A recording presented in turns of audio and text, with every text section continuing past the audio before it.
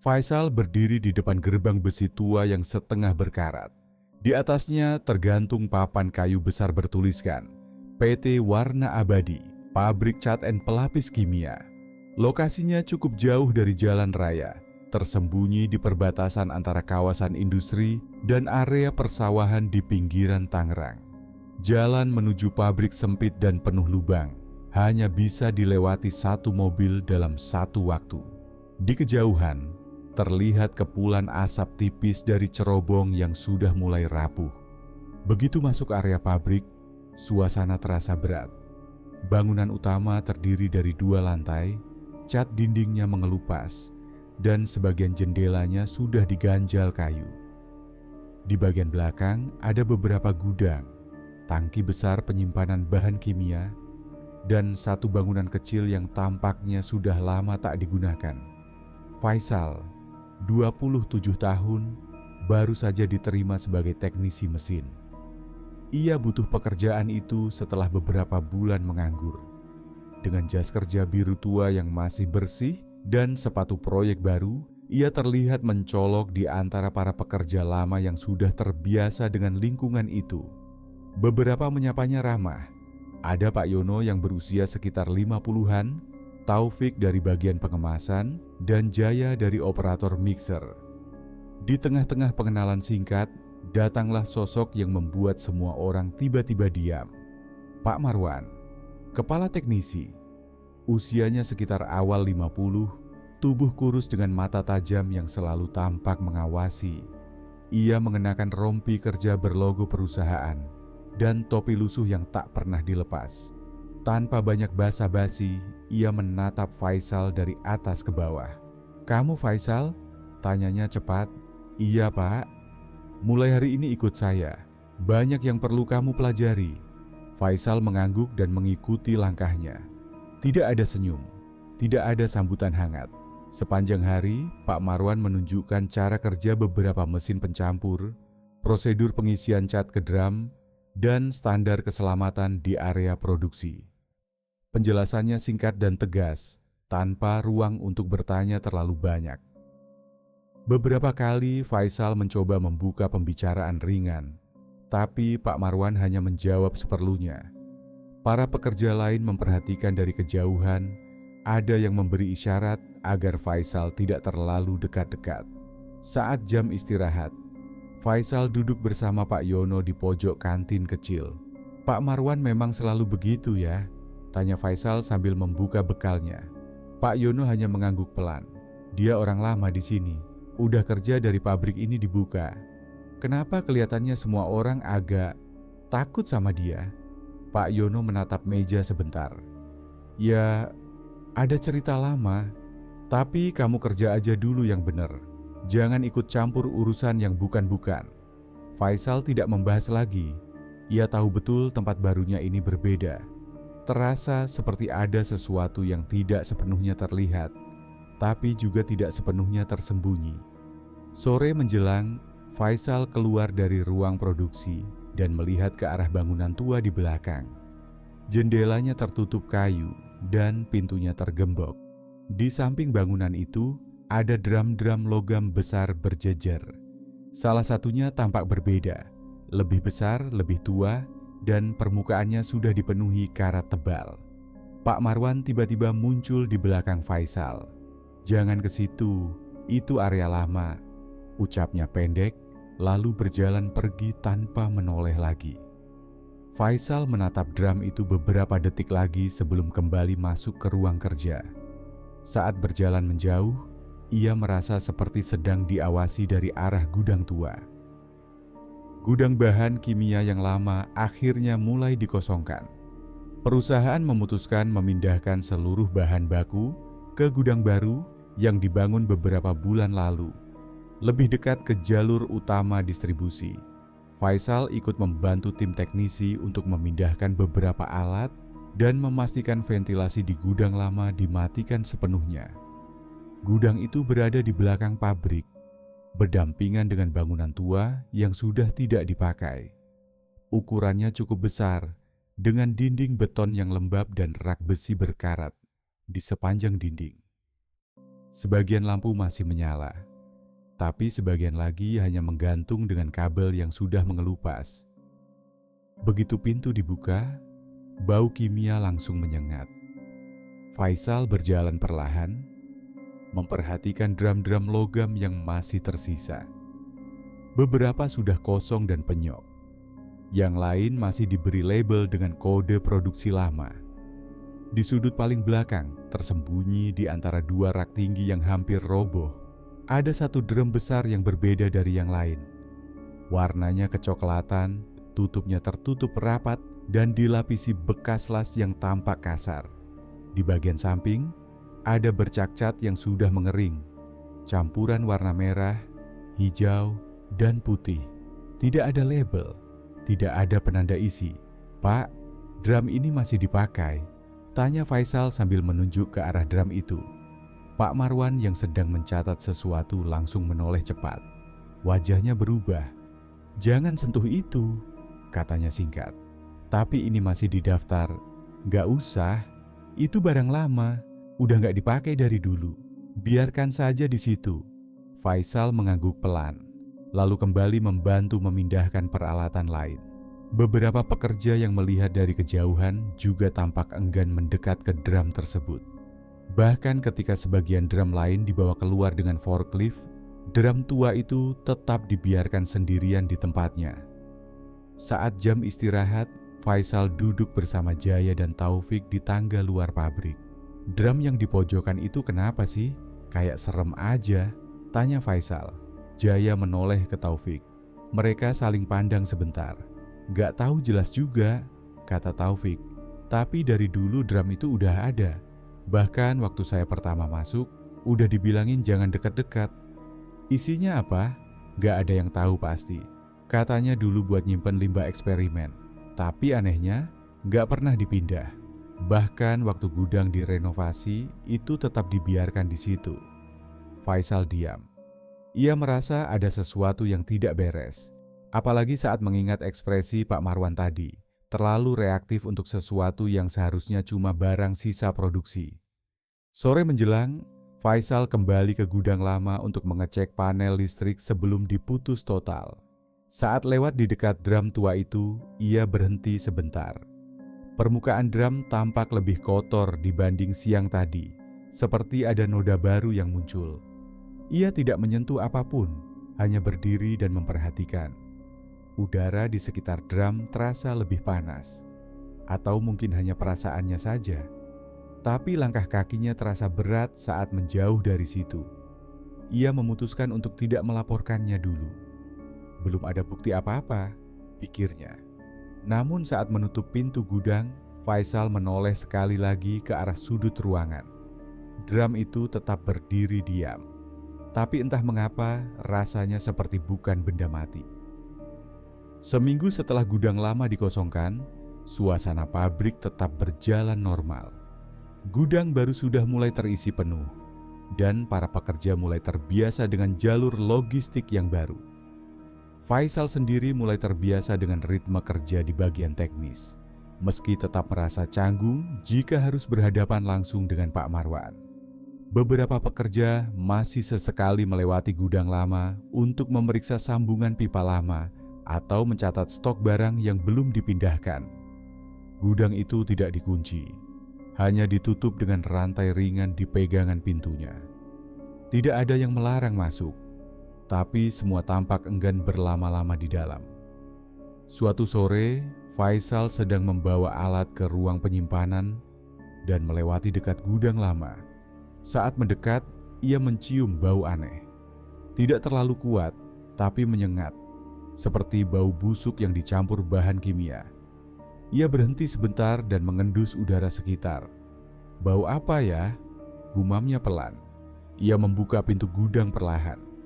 Bau itu langsung terasa lebih tajam begitu udara dari dalam keluar.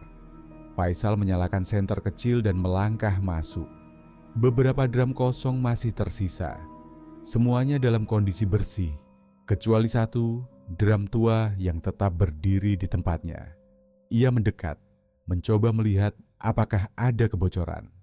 Permukaan lantai di sekitar drum kering. Tidak ada tumpahan, Tidak ada noda baru, tapi baunya jelas berasal dari situ. Faisal mengelilingi drum, memastikan tidak ada binatang mati di sekitar. Ia bahkan menyisir rak-rak tua yang berada dekat dengan drum itu. Hasilnya nihil. Keesokan harinya, Faisal kembali melewati jalur yang sama dan mencium bau yang sama, bahkan lebih menyengat dari sebelumnya. Ia mulai merasa mual setiap kali harus lewat situ. Bahkan teman-teman kerjanya juga mulai memperhatikan. "Lo nyium bau busuk nggak?" tanya Jaya saat sedang mengganti alat pelindung. "Iya, dari arah gudang lama," sahut Faisal. "Kayak ada yang mati." Pak Yono ikut bergabung. "Saya juga sempat lewat kemarin. Baunya aneh, tapi waktu dicek nggak ada apa-apa." Beberapa pekerja mulai berasumsi ada tikus mati atau limbah lama yang menguap karena suhu panas. Namun setelah dicek oleh bagian pemeliharaan, tidak ditemukan penyebab jelas. Lantai tetap bersih. Drum-drum lainnya tidak mengeluarkan bau. Pak Marwan saat diberi laporan hanya menanggapi singkat. Kalau nggak ada kebocoran, abaikan saja. Faisal merasa tidak nyaman dengan jawaban itu. Ia tahu benar, sesuatu sedang terjadi dengan drum itu. Bau busuknya bukan seperti bau limbah biasa. Ada sensasi lain yang sulit dijelaskan. Setiap kali ia mendekat, dadanya terasa sesak, seperti dipaksa berhenti bernapas. Malam hari saat lembur, Faisal melewati gudang lama sekali lagi. Ia menahan napas saat mendekat, tapi tetap tercium aroma yang membuat kepala berdenyut. Ia mencoba fokus menyelesaikan pekerjaannya, tapi hidungnya tetap menangkap bau itu meski sudah jauh dari lokasi. Di kamar mes, ia mencuci hidung dan wajah berulang kali. Tapi bau itu seperti masih menempel. Ia tidak tahu harus melapor ke siapa lagi. Semua orang seolah memilih untuk pura-pura tidak tahu. Di dalam gudang lama, drum tua itu tetap berdiri di tempatnya. Tak berpindah, tak berubah. Tapi dari celah kecil pada tutup yang pernah dilas, muncul garis tipis karat baru. Dan entah kenapa, meski tidak ada lubang terbuka, bau busuk itu terus menyebar. Faisal mendapat giliran lembur karena ada masalah pada sistem pendingin di ruang produksi. Ia tidak sendiri, beberapa teknisi lain juga ikut lembur, tapi mereka tersebar di area berbeda. Sekitar pukul 9 malam, pabrik mulai sepi. Hanya terdengar langkah sesekali dan suara mesin yang belum dimatikan total. Ia menuju ruang alat cadangan yang terletak tidak jauh dari gudang lama. Sambil mencatat kebutuhan suku cadang, Faisal kembali mencium bau yang sudah dikenalnya. Ia sempat melirik ke arah gudang, ragu-ragu untuk mendekat. Setelah berpikir sejenak, ia mengambil senter dan mendekati pintu gudang. Rantai pengait di gagang pintu digeser pelan. Bau itu langsung menyambut begitu pintu dibuka. Faisal menyalakan senter dan masuk. Semua tampak seperti biasa. Drum-drum bekas masih tertata asal di rak, dan di sudut, drum tua itu berdiri diam. Tapi saat Faisal melangkah lebih dekat, ia mendengar sesuatu. Ada suara dari dalam drum. Bukan suara keras, hanya seperti gesekan logam dari dalam. Lalu disusul dentingan pelan, seperti ada benda keras yang menyentuh bagian dalam drum. Faisal berhenti. Ia menajamkan pendengaran. Suaranya berhenti. Tapi drum itu bergerak sedikit. Hampir tak terlihat, tapi jelas ada getaran halus pada permukaannya. Faisal mundur 2 langkah. Ia menyorotkan cahaya senter tepat ke permukaan drum. Tak ada yang aneh secara visual, tapi jantungnya mulai berdetak cepat. Ia memutuskan keluar dan menutup kembali pintu gudang. Rantai digeser kembali ke posisi semula. Ia tidak cerita ke siapa-siapa malam itu. Rasa takutnya belum cukup besar, tapi cukup untuk membuatnya tidak bisa tidur nyenyak. Esok harinya, Faisal datang lebih pagi untuk mengecek panel cadangan yang sempat tertunda. Ia lewat lagi di depan gudang lama dan mendapati pintunya sedikit terbuka. Rantai masih menggantung, tapi tidak terpasang dengan kencang seperti sebelumnya. Faisal membuka pintunya perlahan dan masuk. Sinar matahari dari ventilasi atas cukup terang untuk melihat isi gudang. Ia memeriksa sekeliling lalu berhenti. Drum tua itu tidak lagi berada di posisi semalam. Posisinya bergeser sekitar setengah meter dari tempat biasanya. Jejak bekas goresan pada lantai tampak jelas, seperti habis diseret. Tidak ada orang lain di situ. Tidak ada alat berat yang masuk. Ia memeriksa lantai di sekitarnya. Tidak ada roda forklift, tidak ada jejak sepatu yang basah atau berlumpur. Hanya garis panjang dari gesekan logam ke lantai menuju posisi drum sekarang. Faisal diam. Ia mencoba berpikir logis. Mungkin seseorang memindahkannya dan lupa mengunci kembali pintu. Tapi siapa yang mau memindahkan drum yang sudah lama dibiarkan? Lagi pula beratnya bukan main dan letaknya berada di pojok yang sempit. Ia kembali ke ruang kontrol dan bertanya ke Pak Marwan, mencoba menyembunyikan rasa tegangnya. "Pak, drum tua di gudang lama, semalam kayaknya bergerak, mungkin ada yang mindahin?" Pak Marwan tidak langsung menjawab. Ia hanya melirik sekilas. Drum itu gak usah diurus, gak penting. Fokus aja ke alat-alat produksi. Faisal mengangguk, tapi pikirannya tidak tenang. Ia yakin apa yang ia lihat bukan hal biasa. Getaran, suara, dan posisi drum yang berubah. Semuanya terlalu aneh untuk diabaikan. Saat sore menjelang, ia kembali melewati gudang itu, tapi tidak berani membuka pintunya lagi. Dari celah kecil antara daun pintu, ia melihat drum tua itu masih berdiri. Kali ini posisinya membelakangi pintu, seolah sengaja diputar menghadap ke sudut gelap. Faisal menatap lama sebelum pergi. Sesuatu sedang terjadi di dalam drum itu. Sesuatu yang belum ingin diketahui siapapun. Beberapa hari terakhir, suasana di pabrik mulai berubah. Para pekerja jadi lebih sering saling bisik-bisik, terutama yang mendapat giliran malam. Ada yang bilang mesin mendadak mati sendiri. Ada juga yang bilang suara ketukan terdengar dari dalam gudang lama. Padahal sudah tak ada aktivitas di sana. Faisal mendengar cerita itu saat makan siang di ruang istirahat. Jaya, yang biasanya cuek, kali ini terlihat serius. "Tadi malam gua ngelewatin lorong dekat gudang lama. Lagi mau ambil kabel," kata Jaya sambil menunduk. Ada suara ketukan, pelan tapi terus-terusan, kayak dari dalam drum. Faisal menatapnya. "Lo yakin? Mungkin suara pipa atau angin?" "Gue juga mikir gitu awalnya," sahut Jaya. "Tapi abis itu ada yang aneh. Di ujung lorong, gue lihat sesuatu berdiri." Jaya berhenti bicara. Wajahnya menegang. Ia menatap kosong ke arah meja. "Apa?" tanya Faisal.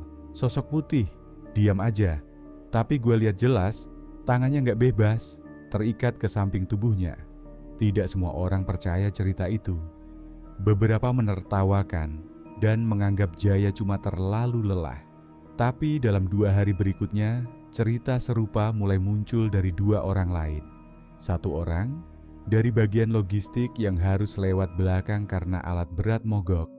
Dan satu lagi dari bagian listrik yang bertugas mengecek panel cadangan. Mereka tidak saling kenal dekat, tapi ceritanya sama.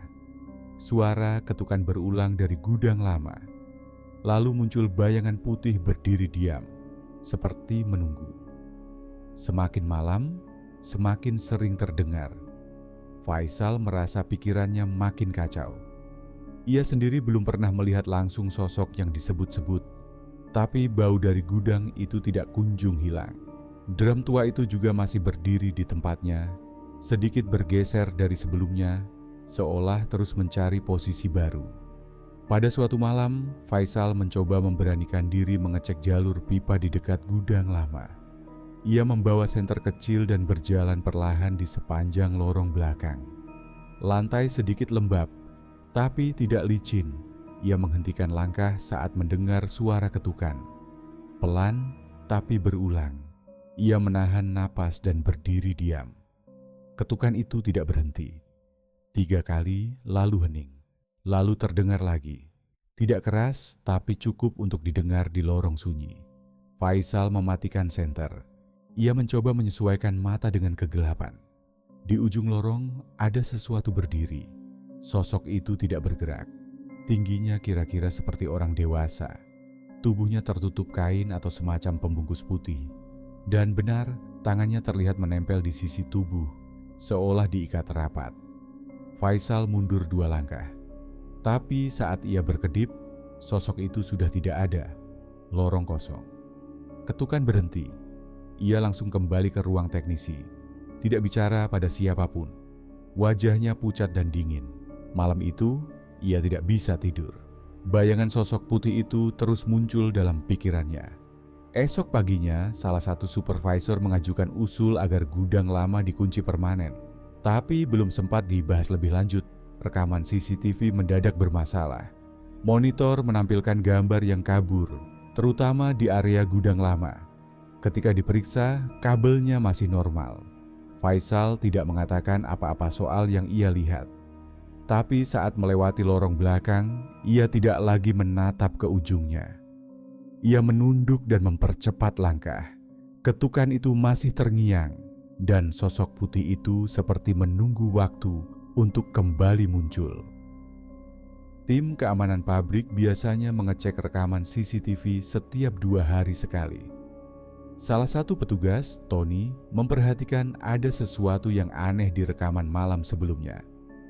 Di layar monitor, tampak lantai gudang lama yang biasanya kosong, kini terlihat kotor oleh jejak cat warna-warni.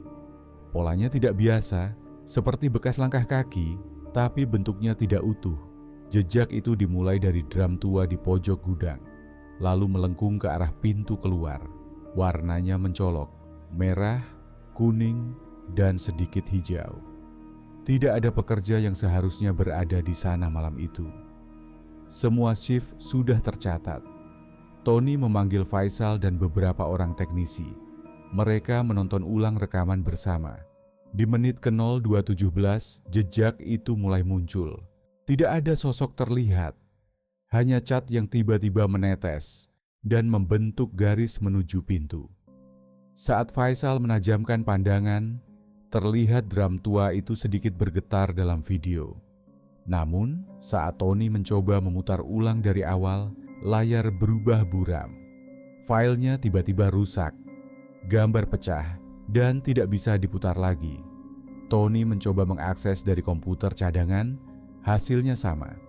Faisal merasa dadanya berat. Ia langsung menuju gudang lama bersama 2 teknisi lain. Pintu tidak terkunci, hanya disangga oleh rantai yang digulung seadanya. Mereka masuk perlahan. Udara di dalam pengap dan bau cat masih menusuk. Drum tua itu berdiri di tempat yang sama, tapi di sekelilingnya ada tetesan cat merah pekat, membentuk pola acak seperti bekas kaki yang diseret. Warnanya tidak seperti cat produksi biasa, terlalu gelap dan kental. Lantai di sekitarnya lengket, seolah cat itu belum kering sejak semalam. Salah satu teknisi, Roni, menunjuk bagian bawah drum. Ada lubang kecil sebesar ujung jari, dan dari situ tampak sisa cat masih menetes perlahan. Gak mungkin drum tua kayak gini masih bocor. Isinya harusnya udah kering, kata Roni. Faisal tidak menjawab. Matanya tertuju pada arah jejak yang memanjang hingga ambang pintu gudang. Warnanya mulai memudar di luar ruangan, seperti mengarah ke lorong pabrik, tapi kemudian hilang tak berbekas. Mereka membersihkan cat itu sebisanya dan melaporkan ke pengawas. Namun, tidak ada tindakan lebih lanjut. Alasannya sederhana. Tidak ada yang yakin benar apa yang terekam, dan rekamannya tidak bisa dibuka lagi. Malam berikutnya, Faisal duduk sendirian di ruang kontrol. Ia menatap layar monitor yang kini menunjukkan ruang kosong. Tapi di dalam pikirannya, jejak itu masih jelas. Dari drum menuju pintu keluar. Seperti ada sesuatu yang mencoba keluar, perlahan tapi pasti. Faisal baru keluar dari ruang kontrol. Ia ingin ke kamar mandi yang letaknya di lorong dekat gudang lama. Lampu lorong sebagian padam.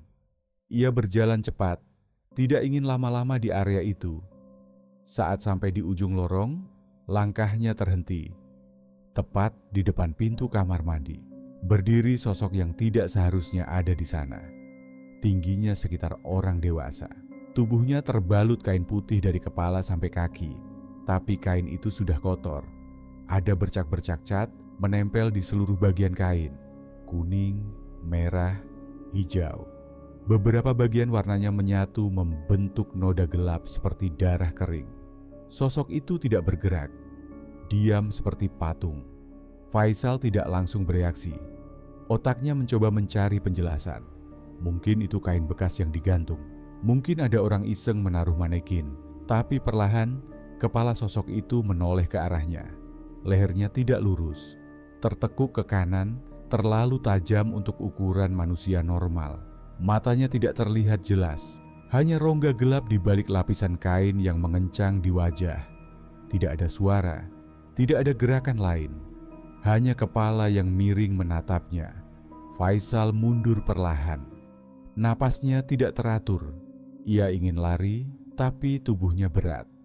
Ia menunduk, lalu kembali mendongak. Sosok itu sudah tidak ada. Pintu kamar mandi terbuka sedikit, tapi di dalam kosong. Ia tidak jadi masuk. Ia kembali ke ruang kontrol dan duduk tanpa bicara. Tangannya dingin dan berkeringat. Saat rekannya Tony masuk dan menanyakan sesuatu, Faisal hanya menjawab singkat, lalu keluar dan pulang lebih awal. Keesokan harinya, Faisal tidak langsung cerita ke siapapun. Tapi rasa takutnya belum hilang. Ia mulai menghindari lorong itu, bahkan di siang hari. Beberapa teknisi lain mulai ikut curiga. Mereka juga merasa lorong itu sekarang terasa berbeda, seperti ada sesuatu yang mengintai. Di malam berikutnya, CCTV kembali menampilkan gambar aneh. Kali ini, di area dekat kamar mandi, terlihat siluet putih berdiri selama beberapa detik, lalu perlahan menghilang ke arah gudang lama. Cat di lantai kembali muncul, menetes dari arah kamar mandi ke pintu gudang. Semua hal itu belum cukup untuk membuat manajemen bertindak.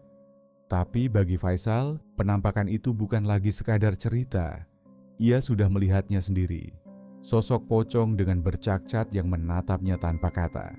Diam, tapi jelas menyimpan kemarahan. Faisal makin sering terlihat murung. Gangguan demi gangguan di pabrik mulai membuatnya bertanya-tanya tentang sejarah tempat itu. Suatu sore, saat ia sedang memeriksa panel di dekat ruang istirahat, Pak Yono datang menghampiri sambil membawa 2 gelas kopi instan. "Capek ya?" tanya Pak Yono, duduk di sebelahnya. Faisal hanya mengangguk. "Pak, saya mau tanya, dulu pernah ada kejadian aneh di pabrik ini." Pak Yono diam sebentar, lalu ia menatap lantai dan mulai bercerita pelan. "Dulu, ada satu anak muda. Namanya Darto. Dia kerja bagian teknisi juga, sama kayak kamu. Orangnya rajin, nggak neko-neko. Tapi satu hal yang bikin dia beda, dia itu peduli sama lingkungan, terutama soal limbah." Faisal mendengarkan dengan serius. Waktu pabrik ini mulai buang limbah ke sungai belakang, Darto yang paling vokal menolak. Dia bilang kandungannya berbahaya, bisa bikin air sumur warga rusak. Dia pernah bawa hasil uji laboratorium sendiri, tapi manajemen diam. Bahkan, makin hari dia jadi dianggap pengganggu. "Terus?" tanya Faisal. "Dia sempat bilang ke beberapa orang kalau mau lapor ke media, tapi nggak sempat. Beberapa hari setelah itu dia hilang. Katanya sih kecelakaan, katanya dia jatuh ke dalam tangki limbah waktu lembur. Tapi anehnya, jasadnya nggak pernah ditemukan." Faisal menelan ludah. Nggak ada yang nyari, resminya dicari, tapi semua proses cepat banget. Bahkan keluarganya waktu itu dibilang mungkin Darto kabur karena stres kerja. Waktu itu banyak yang nurut aja, termasuk saya, kata Pak Yono dengan nada menyesal. Ia menghela napas sebentar, lalu melanjutkan, tapi beberapa bulan setelah itu, salah satu drum besar disegel dan ditarik ke gudang lama. Katanya karena bocor, nggak ada yang tahu isinya apa. Tapi semua yang lama kerja di sini paham, itu drum yang dipakai malam terakhir Darto hilang. Faisal memejamkan mata. Semuanya mulai masuk akal. Bau menyengat, cat yang menetes, penampakan sosok terikat. Semua itu bukan halusinasi. Ada sesuatu yang memang belum selesai. Pak Yono menatap Faisal lama. Saya tahu kamu lihat sesuatu. Mungkin yang lain juga pernah, tapi nggak berani cerita. Tapi kalau benar itu Darto, mungkin dia belum tenang karena kebenaran masih ditutup. Faisal tidak menjawab, tapi pikirannya sudah penuh dengan dugaan. Ia mulai merasa apa yang terjadi di pabrik ini bukan lagi urusan teknis. Ada sesuatu yang minta diperhatikan, dan mungkin sesuatu itu masih menunggu keadilan. Pagi itu, pabrik mulai menunjukkan tanda-tanda kerusakan. Beberapa peralatan yang biasa digunakan untuk produksi tiba-tiba berhenti berfungsi. Mesin-mesin yang biasanya beroperasi lancar, kini mati tanpa alasan yang jelas. Bahkan, lampu-lampu di beberapa sudut pabrik mulai sering padam, meskipun tidak ada pemadaman listrik. Faisal merasa ada yang aneh. Semakin lama, suasana pabrik semakin terasa berat, seperti ada sesuatu yang menunggu untuk terjadi. Rekan-rekannya pun mulai merasa tidak nyaman. Banyak yang memilih untuk keluar lebih cepat, dan beberapa pegawai yang biasa bekerja hingga larut malam mulai mengajukan izin pulang lebih awal. Suatu malam, saat Faisal sedang memeriksa alat-alat di ruang kontrol, ia mendengar teriakan keras dari ruang produksi. Ia langsung berlari menuju sumber suara. Di sana, beberapa pekerja sedang berkumpul di sekitar seorang rekan mereka, Anton, yang tampak terbaring di lantai, menggelengkan kepala dengan wajah pucat. "Anton kenapa?" tanya Faisal. Mendekat, Anton tiba-tiba melompat dan berdiri dengan gerakan yang tidak wajar. Matanya melotot dan tubuhnya terlihat seperti terkekang. Ia menjerit keras, "Tolong, jangan biarkan aku mati di dalam drum itu." Suaranya terdengar sangat panik, seperti orang yang sedang tercekik. Wajahnya tampak penuh ketakutan. Faisal dan yang lain terkejut. Mereka mencoba mendekati Anton, tetapi tubuhnya terhuyung-huyung, seolah-olah sedang ditarik oleh sesuatu. Setelah beberapa detik teriakannya, Anton terjatuh ke lantai dan terdiam. Beberapa pekerja segera mengangkatnya dan membawanya ke ruang istirahat. Faisal mengikuti. Setelah beberapa saat, Anton membuka matanya, tapi ekspresinya datar. Ia terlihat bingung. "Ada apa?" tanya Faisal. Anton memandang Faisal dan rekan-rekannya dengan pandangan kosong. "Apa yang terjadi? Kenapa saya di sini?" Salah satu pekerja Budi menjelaskan, "Kamu tadi berteriak, kamu bilang, 'Jangan biarkan kamu mati di dalam drum.'" Anton hanya menatap mereka dengan bingung, lalu menggelengkan kepala. Saya nggak ingat apa-apa." Dokter pabrik datang untuk memeriksa kondisi Anton. Hasilnya, ia mengalami amnesia sementara. Semua ingatannya terhapus tentang apa yang terjadi beberapa menit sebelumnya. Ia tidak ingat teriakannya dan bahkan tidak ingat kenapa ia bisa berada di ruang produksi. Namun, ada satu hal yang membuat Faisal semakin curiga. Ketika Anton ditanya soal drum tua yang ada di gudang, ia hanya terdiam. Setelah beberapa menit, ia berkata, pelan, Saya tidak tahu, tapi saya takut." Perasaan Faisal semakin tidak tenang. Semua kejadian aneh yang terjadi di pabrik ini semakin lama semakin jelas. Ada yang ingin disampaikan, dan itu bukan hanya oleh Darto. Sesuatu yang lebih gelap, lebih jahat, sedang mengintai.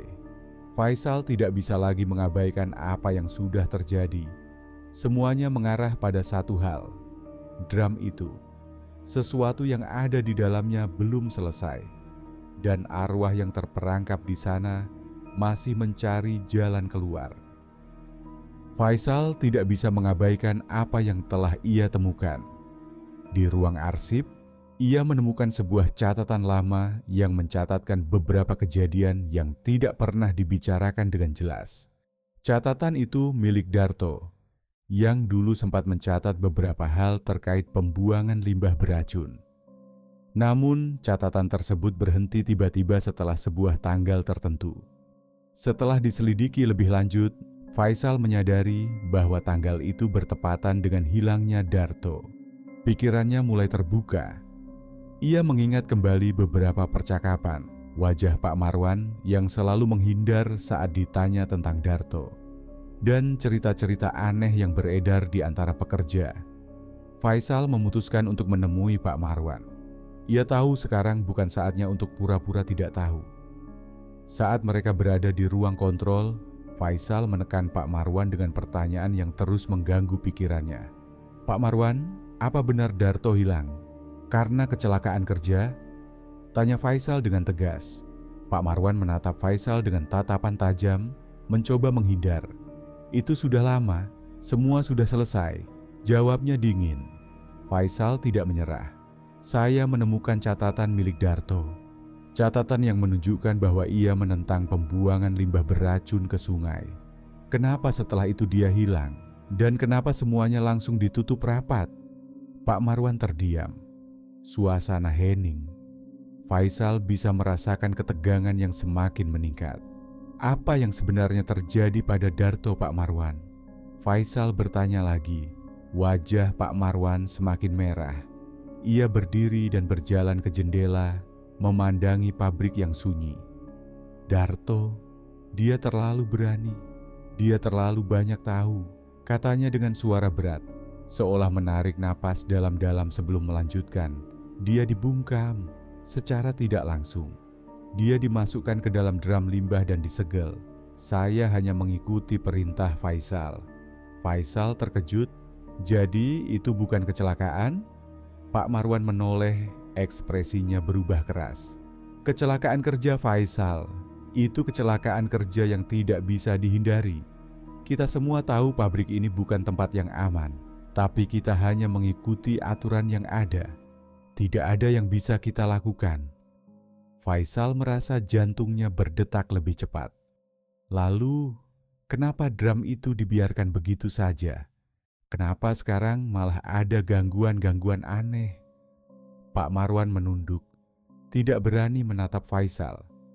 Karena dia tidak bisa tenang. Tidak ada yang bisa menenangkan amarahnya. Darto ingin mengungkap semuanya, Faisal.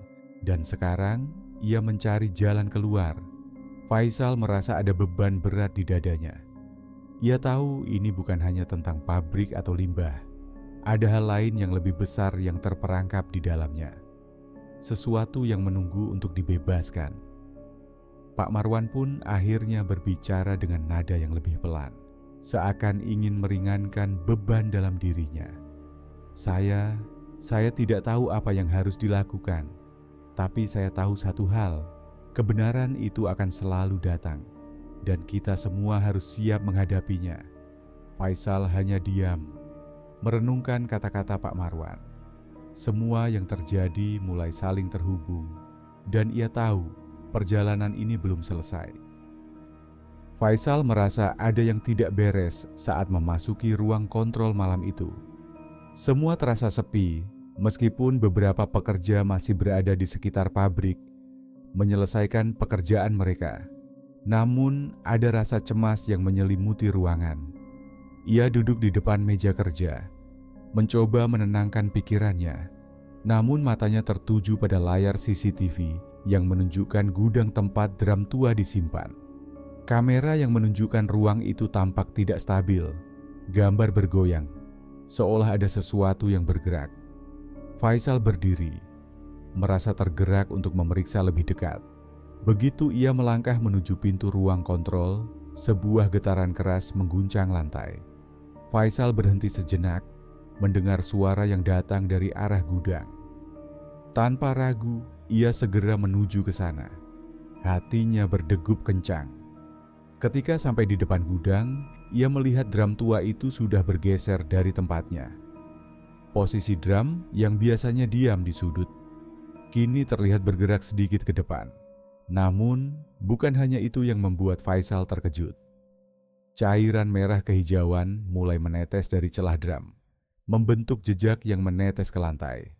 Tanpa bisa menahan rasa takut, Faisal mendekatkan dirinya ke drum. Tubuhnya mulai terasa dingin. dan ia melihat sebuah pergerakan dari dalam drum. Sesuatu yang mulai terlihat lebih jelas. Cairan di sekitar drum seolah membentuk kabut tipis yang perlahan mengangkat. Dari dalam kabut itu, sebuah sosok muncul.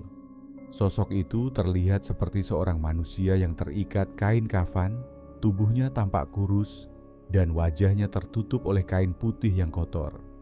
Sosok itu bergerak perlahan, dengan mata kosong yang menatap tajam ke arah ruang kontrol tempat Faisal sering duduk. Faisal mundur selangkah, tubuhnya terasa kaku. Sosok itu mulai mendekat, namun tidak bergerak cepat. Hanya langkah perlahan yang seolah membawa berat yang luar biasa.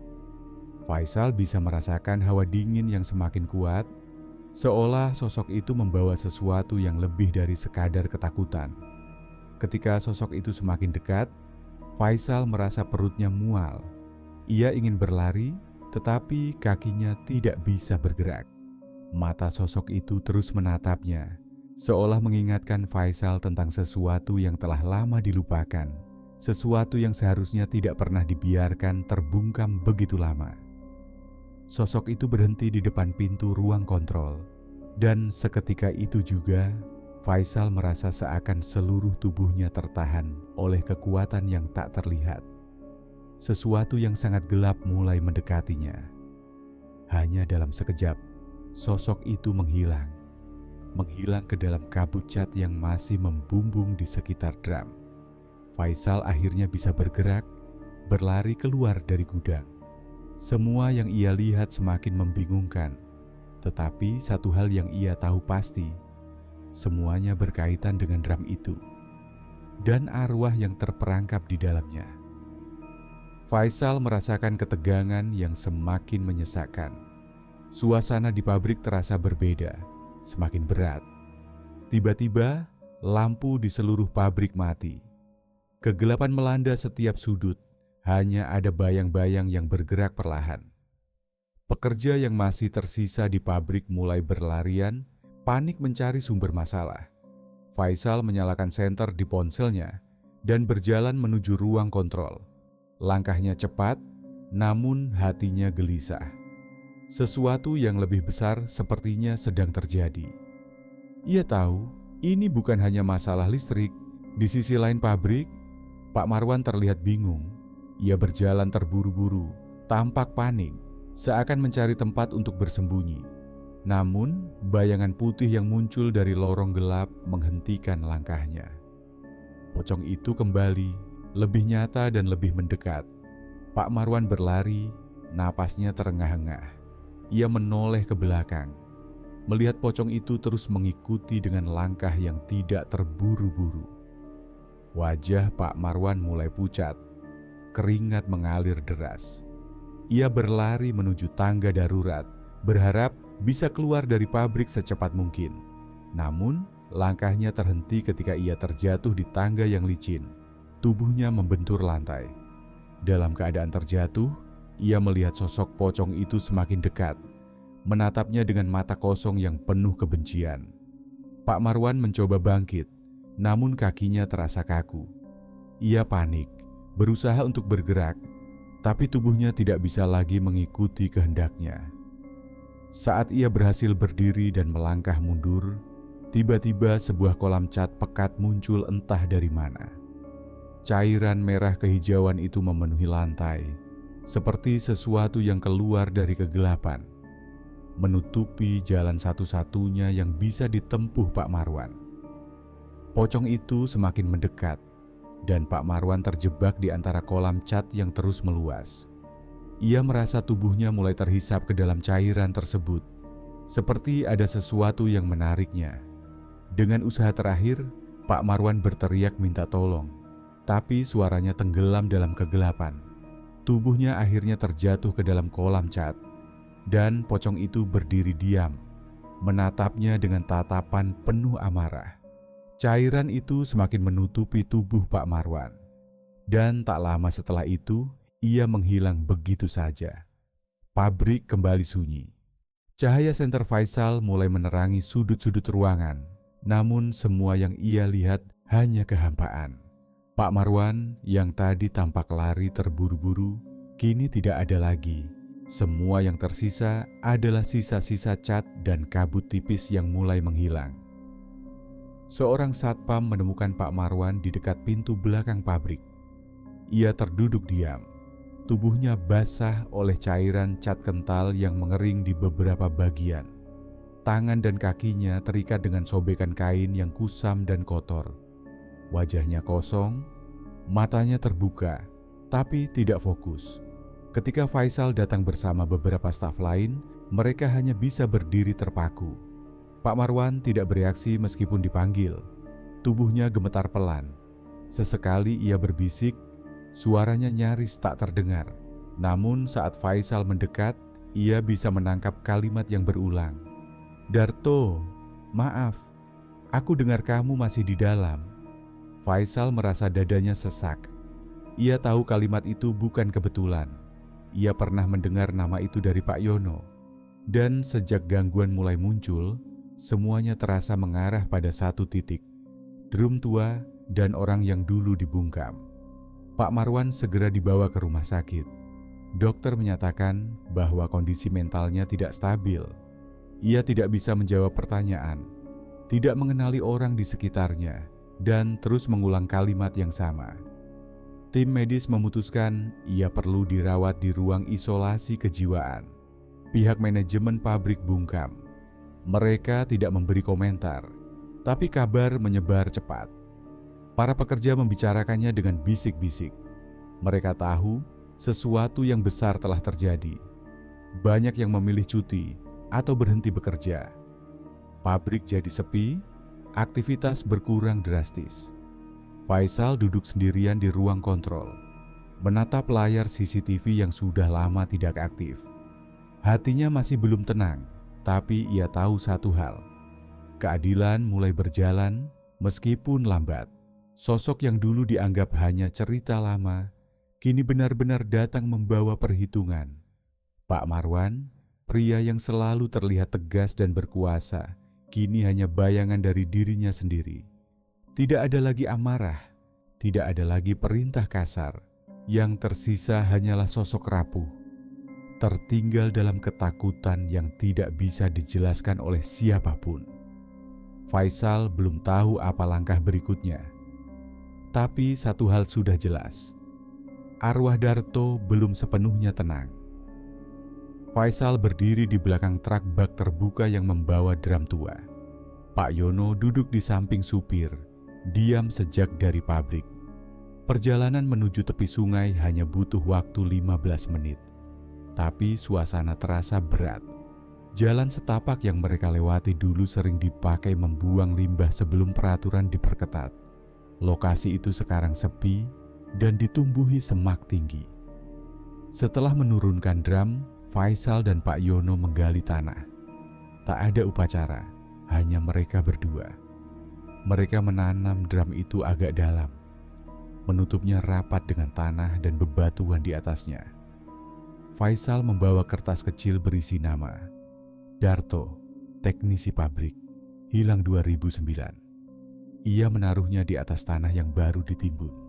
Pak Yono membaca doa pendek dengan suara pelan, lalu berdiri membelakangi gundukan itu. Sepanjang perjalanan pulang, keduanya tak banyak bicara. Pabrik terlihat sepi. Beberapa pekerja belum kembali masuk.